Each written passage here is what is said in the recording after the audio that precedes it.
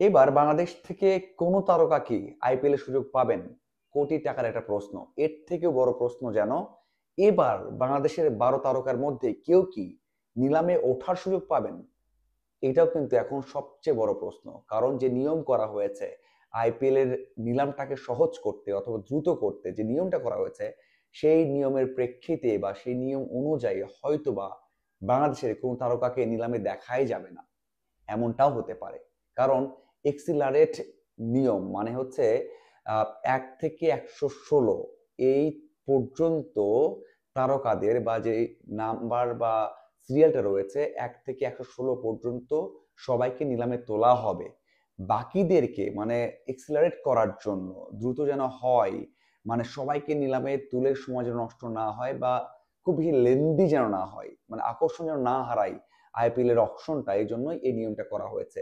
তার মানে ১ থেকে ১১৬ সবাই নিলামে উঠবেন, কিন্তু এখান থেকে ১১৭ থেকে ৫৭৪ পর্যন্ত যে তারকারা রয়েছেন সারা বিশ্বের, তাদেরকে নিলামে উঠতে হলে বা নিলামে তোলা হবে সেভাবে যে মালিক অথবা কোনো এক দলের আগ্রহ দেখাতে হবে যে এই তারকাকে আমরা হয়তো বিবেচনা করছি, এই জন্য তাকে নিলামে তোলেন, তখন নিলামে তোলা হবে। এছাড়া কাউকে নিলামে তোলা হবে না। এই দিক থেকে যদি বাংলাদেশে যে 12 জন আছেন সেই 12 জনকে নিয়ে কোনো এক ফ্র্যাঞ্চাইজি আগ্রহ দেখান তাহলেই সম্ভব। যদি না দেখান কেউ, তাহলে 12 জনের কেউই কিন্তু নিলামে উঠবেন না।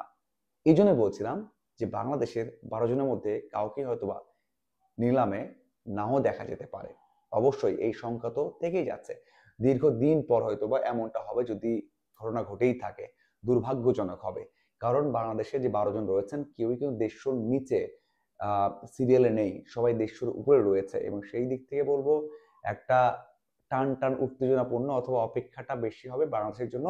১16 পর্যন্ত অকশন হওয়ার পর অপেক্ষাটা শুরু হবে বাংলাদেশের। এবং এই যে বললাম একটু আগে সিরিয়ালে অনেকে পিছিয়ে আছে, বাংলাদেশে কে কোন সিরিয়ালে আছে সেটা একটু জানিয়ে দিই আপনাদেরকে। সবার উপরে রয়েছেন মুস্তাফিজ, ১৮১ সিরিয়ালে রয়েছেন। রিশাদ ১৮৭, ১৪৭ লিটন দাস, ২৯৮ হৃদয়, ৪০৯ তাসকিন, সাকিব আল হাসান বাংলাদেশের সবচেয়ে বড় তারকা রয়েছেন ৪৩৯, ৪৪০ মিরাজ, শরীফুল ৪৪৪, জুনিয়র সাকিব ৪৪৭, ৪৭৫ মেহেদী হাসান, হাসান মাহাদি হাসান, ৪৮২ হাসান মাহমুদ এবং ৪৮৫ নাহিদ রানা। তার মানে বুঝতেই পারছেন ১৮২ থেকে বাংলাদেশের সিরিয়ালটা শুরু হয়েছে। সেই দিক থেকে বলতেই হচ্ছে যে অপেক্ষাটা দীর্ঘ হতে পারে এবং এমনও হতে পারে যদি আগ্রহ না দেখায় কেউ সাকিব মুস্তাফিজদের জন্য অথবা নতুন কারোর জন্য, তাহলে একেবারে নিলামটা ফাঁকা যেতে পারে বাংলাদেশের জন্য। এখন আসা যাক বাংলাদেশ থেকে কাকে কাকে দেখা যেতে পারে আইপিএল এ। আমি এর আগেও বলেছি যে মুস্তাফিজ অভিজ্ঞতা এবং ফর্মের দিক দিয়ে সব থেকে এগিয়ে আছেন এবং গতবার খেলেছেন, খারাপ করেনি। ন্যাশনাল টিমের কারণে চলে এসেছেন চেন্নাই থেকে। তাকে নিয়ে চেন্নাই ম্যানেজমেন্টের যে আগ্রহ দেখা গেছে সেটা কিন্তু এবারও থাকবে এবং এবারও চেন্নাই তাকে দেখা যেতে পারে, সেই কথা কিন্তু শোনা গেছে বা জানা গেছে ভারতীয় গণমাধ্যম থেকে। এবার আসা যাক 2 নম্বর, মানে কার সম্ভাবনা তারপর বেশি, আমার মনে হয় সাকিব আল হাসান। কারণ সাকিব আল হাসান পুরো টুর্নামেন্ট খেলতে পারবেন। টি10 ম্যাচ শুরু করেছেন, সেখানে 2 ম্যাচ খেলেছেন, 4টা উইকেট নিয়েছেন, বোলিংটা দুর্দান্ত হচ্ছে এবং সবচেয়ে বড় হচ্ছে তার এক্সপিরিয়েন্স। যে এক্সপিরিয়েন্সটা যে কোনো দল কাজে লাগাতে চাইবে। 10টা দল, যে কোনো একটা দল হয়তো সাকিব আল হাসানকে নিতেও পারে, টাকা কম, মাত্র 1 কোটি টাকা তার ভিত্তি মূল্য, সাথে তার এক্সপিরিয়েন্স। তার মানে সাকিব আল হাসানের যে এক্সপিরিয়েন্সটা সেটা 1 কোটি টাকাতে যে কোনো দল কিনতেই পারে। এরপরে যেটা মনে হয় আমার কাছে আর একটা নাম, সেটা নাহিদ রানা।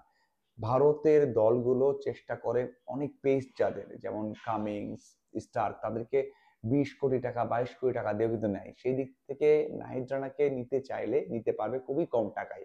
নাহিদ রানা কিন্তু অনেক পেস দিয়ে বল করতে পারেন, 140, 45, 150 টানা বল করতে পারেন। সেই দিক থেকে বাকি যারা রয়েছেন, বাকি যে 9 জন রয়েছেন তাদের কিন্তু কোয়ালিটি, ভারতে অনেক তারকা ক্রিকেটার রয়েছেন বা অনেকেই রয়েছেন এমন, কিন্তু এই যে মুস্তাফিজের অভিজ্ঞতা আইপিএল এর, এই যে সাকিবের অভিজ্ঞতা আইপিএল এর সাথে নাহিদ রানার সেই পেস, এই 3টে কারণে এই 3 জনকে আমরা দেখতে পারি আইপিএল এ আমার মনে হয়। আপনাদের কি মনে হয় অবশ্যই কমেন্ট বক্সে জানাবেন। ধন্যবাদ সবাইকে সাথে থাকার জন্য। আশা করি আরো আপডেট এবং বিশ্লেষণে হাজির হয়ে যাবো। আমার ফেসবুক পেজ এবং ইউটিউব ফলো রাখবেন।